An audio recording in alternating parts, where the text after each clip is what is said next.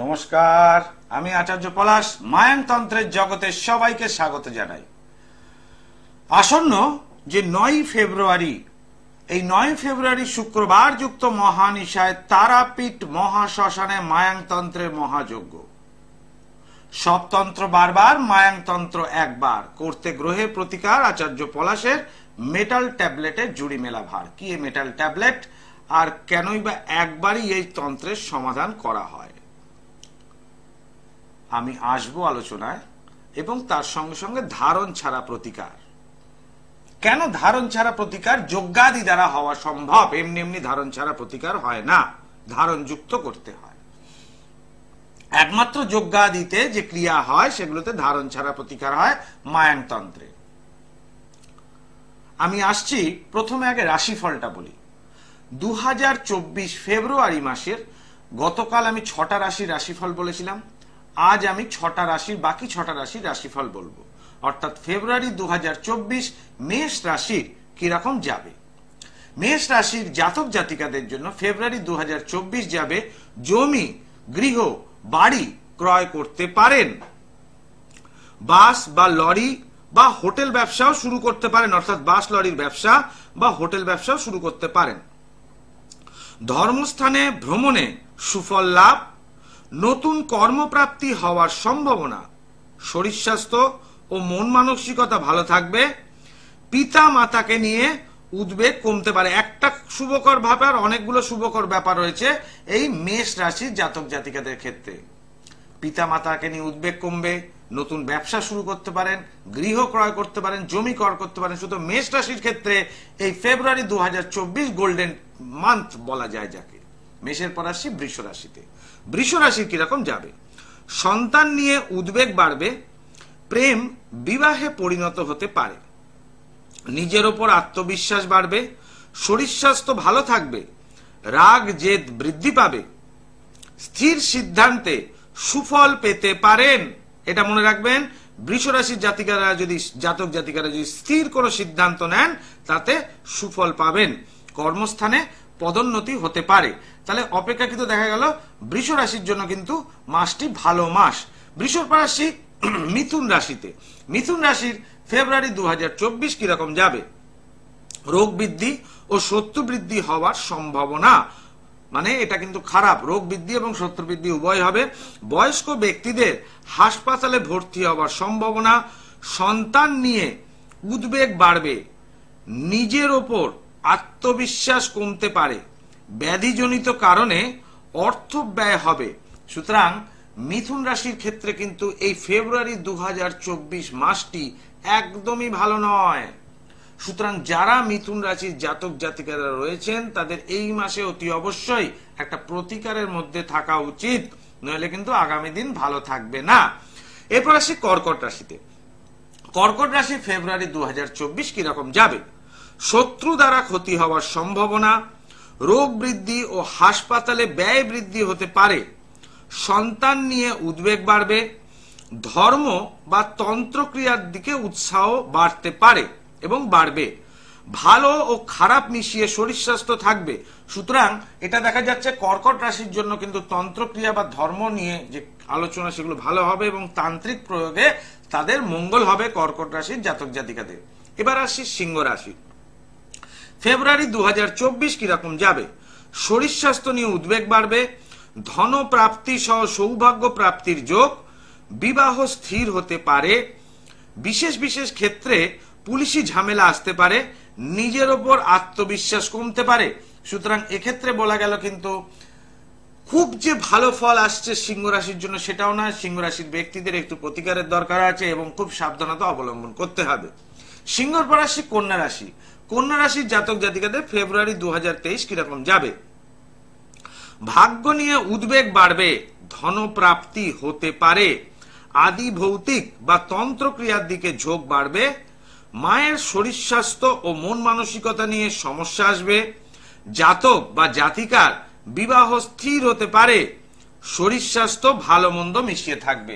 সুতরাং কর্কট রাশির ক্ষেত্রেও কিন্তু এই কন্যা রাশির ক্ষেত্রে এই ফেব্রুয়ারি 2024 মাসটি কিন্তু ভালো খারাপ মিশিয়ে থাকছে। এই গেল রাশিফল, যে মেষ থেকে কন্যা অবধি বললাম। আগের দিন আমি তুলা থেকে মীন অবধি বলেছিলাম। গ্লোব টিভির পর্দায় যারা সরাসরি ফোন করতে চাইছেন, এমন দুটি নাম্বার রয়েছে, তাতে আমাকে ফোন করুন। আমি নিশ্চয়ই আপনাদের সঙ্গে আপনার কৌতূহল মেটানোর জন্য যে কোনো কিছু জানার থাকলে আমি নিশ্চয়ই ফ্রি কনসালটেন্সি দেব টিভির লাইভ অনুষ্ঠানে। দুটি বুকিং নাম্বার, কন্ট্যাক্ট নাম্বার লিখে রাখবেন 9836955394 এবং 9836396305। প্রতি অমাবস্যায় আমাকে তারাপীঠ মহাশ্মশানে পেয়ে যাবেন এবং প্রতি অমাবস্যার ন্যায় এই অমাবস্যাতেও তারাপীঠ মহাশ্মশানে আমার যজ্ঞাদি থাকবে। এবং তারাপীঠ মধ্যাহ্নকালীন, ওই দিনই অমাবস্যার দিন মধ্যাহ্নকালীন অর্থাৎ 9 ফেব্রুয়ারি তারাপীঠে চেম্বার থাকবে। এছাড়াও যে সমস্ত চেম্বারগুলো আমার রয়েছে, সোমবার রয়েছে গড়িয়াহাট, মঙ্গলবার দিন থাকে আমার মেচেদা এবং বর্ধমান, যথাক্রমে অল্টারনেটিভ করে থাকে মঙ্গলবার বর্ধমান এবং মেচেদা। বুধবার দিন আমাকে পেয়ে যাবেন ব্যারাকপুর, বৃহস্পতিবার পাবেন হাওড়া ময়দান, শুক্রবার দিন পাবেন শেওড়াপল্লী, শনি এবং রবিবার পাবেন শ্যামবাজার, আর পাবেন হচ্ছে অমাবস্যার ঠিক আগের দিন আমাকে পেয়ে যাবেন বহরমপুর এবং অমাবস্যার দিন তারাপীঠে। চ্যালেঞ্জ সহ প্রতিকার করে কাজ করি মায়াংতন্ত্রে। আজকে আপনাদেরকে রাশিফল বললাম। আমার অনুষ্ঠানটা এই যে আপনাদের জন্য সন্ধ্যা 5:55 অথবা সন্ধ্যা 6টার সময় আমার যে অনুষ্ঠান দেখবেন গ্লোব টিভির পর্দায়, এই টাইমটা প্রতিদিনই একই সময় আমার অনুষ্ঠান থাকে। আমি যেমন আগে অনুষ্ঠান করেছি ভারতবর্ষের সাধকদের নিয়ে প্রোগ্রাম, অর্থাৎ তাদের জীবনীকে আপনাদের সামনে তুলে ধরা, এবং তার সঙ্গে সঙ্গে আমি মাসের রাশিফলটাও বলি যাতে আপনারা উপকৃত হন। তো গ্লোব টিভির পর্দায় প্রতিদিন আমাকে সন্ধ্যা 5:55 অর্থাৎ সন্ধ্যা 6টার সময় গ্লোব টিভি ফলো করবেন এবং আমার অনুষ্ঠান আপনাদের জন্য লাইভ থাকবে রাশিফল মাসের, এবং তার সঙ্গে সঙ্গে সাধক এবং মনীষীদের সম্বন্ধে বিভিন্ন রকম কথোপকথন এবং আলোচনা। সেই জ্ঞান প্রাপ্তি হলে, তাদের জীবনী সম্বন্ধে জানলে আপনাদেরও অনেকখানি ভালো লাগবে যে একজন সাধক হতে গেলে কতখানি তাকে পরিশ্রম করতে হয়। শাস্ত্রীয় মতে আচার 3 প্রকার, একটা পশু আচার, একটা বীরাচার, আর একটা দৈবাচার। আমি আগে কলার বন্ধুকে দেখিনি। জয় মা তারা। জয় মা তারা। বলুন, কে বলছেন, কোথা থেকে বলছেন? বন্ধু বোস বলছি। কোথা থেকে? গড়িয়া থেকে কার্তিক চন্দ্র বোস। আচ্ছা, কার্তিক বাবু বলছেন গড়িয়া থেকে। বলুন কার্তিক বাবু, কি জানতে চাইছেন? আমি আমার সম্পর্কে জানবো। আচ্ছা, জন্ম তারিখ হচ্ছে 14/2/1955। বয়স কত হলো? 1955 হলে কত হবে এবার? আপনি একটু হিসাব করে বললে ভালো হয়। 45 আর 3 48 68 হবে। 68। আচ্ছা, বলুন টাইমটা বলুন। টাইম হচ্ছে ভোর 6 ঘটিকা। জন্মস্থান? জন্মস্থান কলকাতা। আচ্ছা, আমার অনুষ্ঠান আগে দেখেছেন নিশ্চয়ই আপনি? হ্যাঁ, আপনি আপনার অনুষ্ঠান মানে মিস করি না, বিশেষ লাইভ প্রোগ্রাম ধরি। আচ্ছা, সোমবার কি জন্মবার? আমার জন্মবার হচ্ছে সোমবার। সোমবার জন্মবার। কিন্তু আমার লগ্ন নক্ষত্র কি আমি জানি না। জানেন না, স্বাভাবিক। আপনি এর আগে আমাকে ফোন করেছেন তো, সেদিন আমি বলিনি আপনাকে কথা? এর আগেও তো আমাকে ফোন করেছেন, অনুষ্ঠানে করেছেন তো? আমার মেয়ের ব্যাপারে বলেছেন। আচ্ছা, মেয়ের ব্যাপারে বলেছিলেন। আজকে নিজের ব্যাপারে জানতে চাইছেন, তাই তো? আপনার হচ্ছে মকর লগ্ন, তুলা রাশি, বিশাখা নক্ষত্রের জন্ম। প্রশ্ন করুন আমাকে, কি জন্য আজকে ফোন করেছেন? মকর লগ্ন আর বিশাখা নক্ষত্র, তুলা রাশি। হ্যাঁ, আচ্ছা, সেটা আমি লিখে রাখলাম। বলুন কি জন্য ফোন করেছেন? আমি একটু জানতে চাইছি যে আমার আর্থিক অবস্থা খুব খারাপ যাচ্ছে, বয়স হয়ে যাচ্ছে, আর এখন তো আমার চাকরি বাকরি করার ক্ষমতা নেই, অর্থনৈতিক দিকে খুব দুর্দশা রয়েছে। আপনি সরকারি চাকরি করেছেন তো? আপনি? না, আমি একটা আন্ডারটেকিং অফিসে করতাম, রিটায়ার হয়ে গেছেন। সেটা বয়স বেশি হলে সবাইকে রিটায়ার হতে হবে। একমাত্র রাজনৈতিক লোকেরা ছাড়া কেউ রিটায়ার হয় না, বাকিরা সবাইকে রিটায়ার হতে হয়। আমি তো মানে ধরুন আমাদের তো পেনশন নেই, যা সুদ ইন্টারেস্টে পেটা চালাতাম, যা চালাতে পারছি না, খুব কষ্টের মধ্যে। বুঝতে পেরেছি। দেখুন, এখন যে অর্থনৈতিক সমস্যা, এই যে সমস্যাটা, এটা সাধারণভাবে বর্তমানে 2023 সাল থেকে আপনার শুক্রের মহাদশা এবং শনির অন্তর্দশা শুরু হয়েছে। তো শুক্রের মহাদশা এবং শনির অন্তর্দশা যদি বেশি বয়সে কোনো জাতক বা জাতিকার ক্ষেত্রে পড়ে, যেমন আপনার বয়স, এই সময় অশুভ ফল প্রাপ্তি হয়। এবং 2023 থেকে 2026 সাল অবধি দুটো সমস্যা আপনার আসবে। তিনটে সমস্যা। প্রথমত অর্থনৈতিক সমস্যা, দ্বিতীয়ত শরীর স্বাস্থ্য সমস্যা, 3 নম্বর সমস্যা হচ্ছে যে কোনো কাজে একটা বাধা সৃষ্টি হবে। সেটা আমার হয়, আমি দেখেছি। এটা থাকবে 2023 থেকে 2026 পর্যন্ত, এর থেকে বেরোনোর কোনো রাস্তা নেই। 26 পর্যন্ত থাকবে। 26-এর পরটা তখন দেখা যাবে, এখন এই সংক্ষিপ্ত টাইম তো এত বিচার করা যায় না, ঠিক আছে? এবার যদি মনে করেন এই জায়গা থেকে একটু ইমপ্রুভমেন্ট করতে চাইছেন, তাহলে আপনাকে প্রথমে চিন্তা করতে হবে আপনি কিভাবে ইমপ্রুভমেন্ট করতে চাইছেন। সেটা ইমপ্রুভমেন্ট করতে যখন আপনার মনের মধ্যে আসবে যে এইভাবে আমার অর্থনৈতিকটা ইমপ্রুভমেন্ট আসবে, সেই জন্য তখন সেটা আগে আপনি ভেবে নিন কিভাবে কি করবেন, তারপর আমার সাথে যোগাযোগ করবেন, আমি নিশ্চয়ই আরো ডিটেলস বলে দেবো, তখন চেম্বারে আসতে হবে, কেমন? জয় মা। দর্শক বন্ধু, যারা ফোন করতে চাইছেন গ্লোব টিভির পর্দায়, তারা সরাসরি ফোন করতে পারেন। কোনো কৌতূহল থাকলে বা কোনো জানার বিষয় থাকলে নিশ্চয়ই আপনাদের ফ্রি কনসালটেশন দেবো, তার জন্য কোনো চার্জেস নেই। প্রতিদিন সন্ধ্যা 5:55 অর্থাৎ সন্ধ্যা 6টার সময় আমার গ্লোব টিভির পর্দার লাইভ অনুষ্ঠান আপনাদের জন্য রাখার চেষ্টা করেছি, এবং আমি যেদিন যেদিন পারি আপনাদের জন্য লাইভ করতে আসি। সব দিন অবশ্য লাইভ করতে পারি না। আমার অনুষ্ঠানগুলো এই সময়টা দেখবেন ভারতবর্ষের সাধকদের এবং মনি ঋষিদের সম্বন্ধে সমস্ত কিছু বলবো। আমি শুরু করেছি যে সাধকদের বাণী, প্রথমে বামদেবকে দিয়ে শুরু করেছিলাম, তারপর এখন তৈলঙ্গ স্বামী চলছে, আবার আসবো রামকৃষ্ণদেব সম্বন্ধে, তারপর আসবো রামপ্রসাদ সেন। এইরকম সাধকদের সম্বন্ধে ডিটেলস কাহিনী আপনাদেরকে সংক্ষিপ্ত সময়ের মধ্যে যতটুকু সম্ভব আমি বলে দেবো। জয় মা তারা। বলুন, কে বলছেন, কোথা থেকে বলছেন? আমি ডলি কর্মকার বলছি, আগরপাড়া থেকে। আগরপাড়া থেকে কি নাম বললে মা? ডলি কর্মকার। ডলি কর্মকার। জানতে চাই ছেলের নাম কি মা?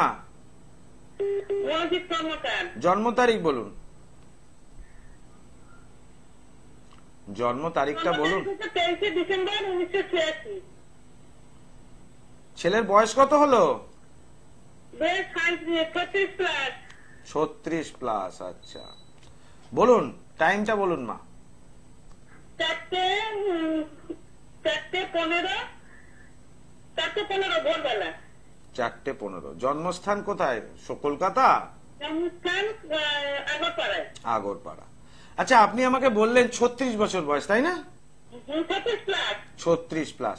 1986 সালে যদি জন্ম হয়, তাহলে আমি এটুকু বুঝতে পারছি ছেলের বয়স তো 36-এর বেশি হয়ে যাচ্ছে মা, কারণ এখানে হচ্ছে 14 বছর আর এখানে 2024 যদি হয় তাহলে 38 বছর, তাহলে 37 প্লাস হয়ে যাবে। তাহলে এরকম ভাবে বয়স লুকোলে প্রেডিকশন কিভাবে হবে? ভুল হয়ে যাবে তো, হবে না? লুকোতে নেই, মেয়েরা বয়স লুকোয়, ছেলেরা বয়স লুকোয় নাকি? ছেলেরা ইনকাম লুকোয়। মঙ্গলবার জন্মবার তো? ঠিক আছে। এখানে যেটা দেখতে পাচ্ছি, সিংহ রাশি, পূর্ব ফাল্গুনী নক্ষত্র, বৃষ লগ্নের জাতক। ছেলে তো খুব গুয়ার গোবিন্দ, একগুয়ে, তাই না? পাশে ছেলে শুনছে? তাহলে তুমি স্বীকার করলে তোমার ছেলে খুব একগুয়ে টাইপের। আর প্রশ্ন করো, কি নিয়ে প্রশ্ন আছে বলো। বাবা, আমার হচ্ছে যে ছেলের কোনো কাজকর্ম নেই, এখন কি রাহুর পথে চলছে, রাহু গুরু চন্দ্র। আচ্ছা, কোনো কাজকর্ম করছে না, আর একটা খারাপ মেয়ে ছেলের পাল্লায় পড়েছে বাবা, একটু কি করে ছাড়াতে। খারাপ মেয়ে ছেলের পাল্লায় পড়েছে, তাই তো? এটা কি 2021 সালে পড়েছে তো? এটা আজকে 24। হ্যাঁ, 2021 সাল থেকে তুমি বাড়িতে বসে জ্যোতিষীকে ফোন করে গেছো খালি, আর কোনো কাজ করার চেষ্টা করেনি যে ছেলেকে কি করে আলাদা করা যায় মেয়েটার থেকে? চেষ্টা করেছো? কোন তান্ত্রিকের কাছে গিয়েছো কিভাবে কাটান করা যায়? তাহলে বাড়িতে বসে থাকলে মা কি হবে? ছেলের কি ওই মেয়ে ছেলের সাথে আলাদা হবে? তাকে তো ক্রিয়া করতে হবে, হবে না? তাহলে আমি এটা কি করে বলে দিলাম? তুমি বললে একটা মেয়ে ছেলের পাল্লায় পড়েছে, আমি বললাম 2021 থেকে। কি করে বললাম? কি করে বললাম? আচ্ছা, এইবার আমি যেটা বলছি, তুমি কি চাইছো যে মেয়েটা ওর ঘাড়ের থেকে চলে যাক এবং মেয়েটার সাথে কোন রকম কেস করে, পুলিশ কেস না হোক? ভালো করে শোনো, পুলিশ কেস আছে কিন্তু ছেলের পুলিশ কেস আছে মা, পুলিশ কেসে ফাঁসবে ছেলে। বাস্তব কথা বলে দিচ্ছি, আমি যেটা বলবো সেটা ঘটবেই, আর আমি দেখেই বলি সত্যি কথাটা। এইবার তুমি সোদপুর থেকে বলছো, যদি মনে করো যে এই মেয়েটার সাথে ছেলেকে আলাদা করতে চাইছো এবং কোনো পুলিশি ঝামেলা না হোক, তাহলে আমার সাথে ব্যারাকপুরে যোগাযোগ করতে হবে। ছেলে যদি না আসে, নাও আসতে পারে, ছেলের ছবি, মেয়েটার ছবি যদি পাও ভালো কথা, মোবাইলে থাকলেও হবে। এটা নিয়ে একটু ব্যারাকপুরে যোগাযোগ করতে হবে। যদি মনে করো সমস্যা থেকে বেরোবে তাহলে আমার সাথে যোগাযোগ করো, আর যদি মনে করো এমনি জানবে তাহলে এটুকু বলতে পারি মা এর জন্য ক্রিয়া করতে হবে। আপনা আপনি কাটার নয়, আপনা আপনি কাটবে তো না, উল্টে জেল জরিমানায় জড়িয়ে পড়বে, কারণ এর পরের দশাটা ছেলের জন্য খুব একটা ভালো নয়। যে দশাটা পরিবর্তন হচ্ছে সেটায় সম্মানহানি এবং জেল হওয়ার একটা সম্ভাবনা রয়েছে। কেমন? এর জন্য মা তোমাকে একটু ইনিশিয়েটিভ নিতে হবে, মানে তোমাকে একটু এগিয়ে আসতে হবে। জয় মা তারা। তুমি বুকিং নাম্বারটা লিখে নাও দরকার হলে।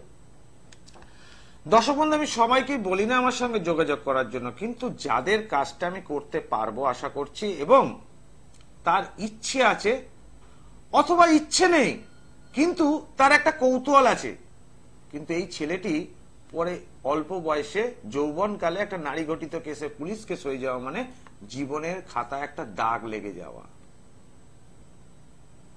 তাহলে যাতে দাগটা না লাগে তার জন্যই ব্যবস্থা করতে বলা। অবশ্যই আমি প্রত্যেকটা ব্যক্তিকে সহযোগিতা করি, এই যে ধারণ ছাড়া প্রতিকার করি, 100% ক্রিয়া হয়। সম্পর্কের উচ্চাটন, এর জন্য এক প্রকার সাকল্য ব্যবহার করতে হয়, এমনি এমনি সম্পর্কের উচ্চাটন হয় না। এই আগের কেসটার ক্ষেত্রে এই পরক্রিয়া থেকে উঠিয়ে দেওয়া, সম্পর্কটাকে উচ্চাটন।